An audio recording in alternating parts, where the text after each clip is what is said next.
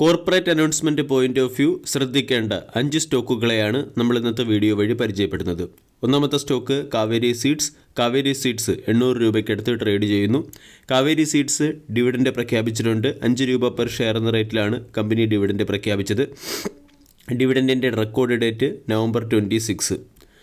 രണ്ടാമത്തേത് Godfrey Philips India limited. 6000 രൂപ വിലയുള്ള സ്റ്റോക്കാണ്. കമ്പനി 35 രൂപ പെർ ഷെയർ എന്ന റേറ്റിലുള്ള ഡിവിഡൻഡാണ് പ്രഖ്യാപിച്ചത്.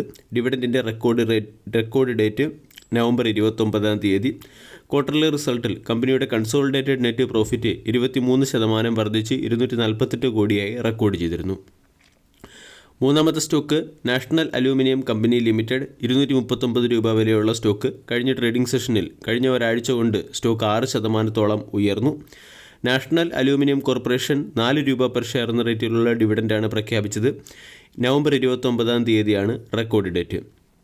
Stock split point of view ശ്രദ്ധിക്കേണ്ട ഒരു സ്റ്റോക്കാണ് ഡയമണ്ട് പവർ ഇൻഫ്രാസ്ട്രക്ചർ ലിമിറ്റഡ്. സ്റ്റോക്കിൽ കഴിഞ്ഞ ദിവസം മികച്ച റാലി കാണാൻ സാധിച്ചു. പവർ സെക്ടറിലെ ഡയമണ്ട് പവർ ഇൻഫ്രാസ്ട്രക്ചർ എന്ന കമ്പനി 1:5 എന്ന റേഷ്യോയിലാണ് 1:10 എന്ന റേഷ്യോയിലാണ്